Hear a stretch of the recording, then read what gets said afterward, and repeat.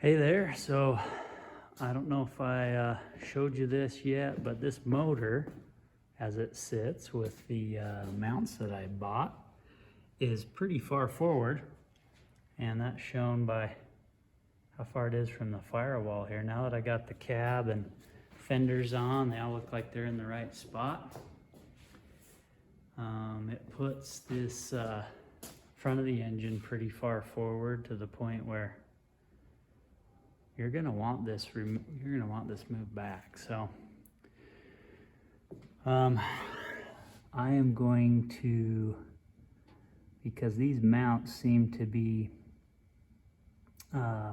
putting the motor pretty far forward, and I can't find any that are easily gonna move it the amount I would like it to move, about 4 inches, maybe 5 back. So I'm gonna build a mounting plate to go underneath this, and then bolt this lower mount on back here farther. So that'll put it, if it bolted on about right there, it'll put it in the right spot to move that motor back. Now that's gonna cause a different problem back here for the transmission. That cross member did line up, but now we're gonna have to move the trans cross member back too, and that'll be a little bit of a fabrication effort on my part. So we'll get going and we'll show you the result as soon as we get it fabbed up. All right, here we are mid-production with our mounting plate. We're taking our lower engine mount. We're moving it over. So it's actually the passenger side. This is where it was sitting. I want to move it back so you can see the holes that I marked vaguely. 1, 2, 3, and then I slid it over 1, 2, 3. I actually moved it an exact amount, the width of one mount. So these both fit on this plate, but when I put it in there, these 3 will just get a bolt down into the frame, and then these 3 will be the mounting holes. So got our high dollar drill press doing work here. The speed way down since we're cutting through this mild steel, and we're doing just using a step drill. It's working really well, making chips. And let's get the rest of these holes in here. All right, we've got our plates fabbed up and we've got our engine mounted up. So let's take a closer look at that. This thing's coming together a little better than previously. So let's take a look. We had to get the cab up out of the way so we could pull this engine out and have room to work. And here is the passenger side plate bolted in place on the frame, and then the lower mount bolted up, and it fit really well. That's a 3/8 inch thick plate. And then back here, actually got the old drive shaft kind of mocked in place so I can check the drive line angle. With the different transmission mount kind of in place. It's just resting on the frame there, but I was just checking how that looked, and it's not bad. The driveline angle is good in that position, but we'll pull the cab down and see if that looks like a good spot to leave it. And we'll and we'll finish that off, fab it into place. And then here's the driver's side. Same thing, we got three bolts going down into the frame, and then our 3/8 plate. And feels real solid. Feels like a good way to do that, even though it is cantilevered a little bit. Off of the frame here, there's open space behind here, but it's looking really good. Feels good when we set it down. So, some light on here. Help you see that better.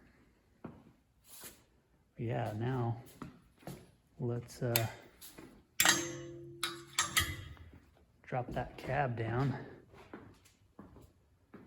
and we'll have to make some more room right here on the lower part of the cab. This is just minimally trimmed right here, so we're gonna need more room. Let's see how it fits. All right, check this out. We got the cab reloaded, and I'll get closer here so you can see how the engine is fitting much better. I keep moving this computer ECU around, laying it on top, laying it on the tire, whatever, but we've got a lot more space up front, which is what we're needing to clear the radiator with this body on here. And now you can see the firewall to the back of the head on the driver's side. It's 3 or 4 fingers. Looks like that'll work well. And then inside here, I had to make quite a bit of clearance, and that's so that looking ahead, if you ever had to take the transmission out, you need clearance to pull it backwards and clear the drive shaft, the transmission drive shaft, so you can drop it down. So I made that hole extra large for future needs. I was trying to do, as little trimming as possible. That was the first cut. Here's the second, third, fourth. And I just finally determined, where it's positioned right here, we're gonna need more clearance. So that's what we did. Oh, and we had to take off the little brackets for the throttle that were all used to be right here.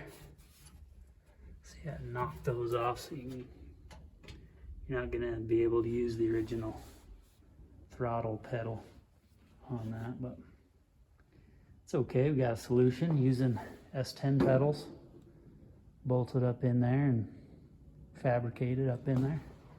Just using a 4-inch angle grinder and flap disc to clear that out. Now we'll look at the passenger side, and over here it's closer. The passenger side head is on the motor is positioned farther aft just by its design, so that's why this is going to be more like 2 fingers. And then the dipstick for the auto trans, I just kind of slid that over, loosened this bolt right here, and then positioned it over a little ways, and it's going to clear really, really well. So, and then here's the front side clearance. We'll see how that looks with a radiator, well, the sheet metal on there first, and should tell us there should be enough radiator clearance. Here's another thing is the power steering pump was not clearing when I originally mounted it up. It was running into this, so I had to take it off, but with it moved back that far, now we got clearance, and then that should be enough space for the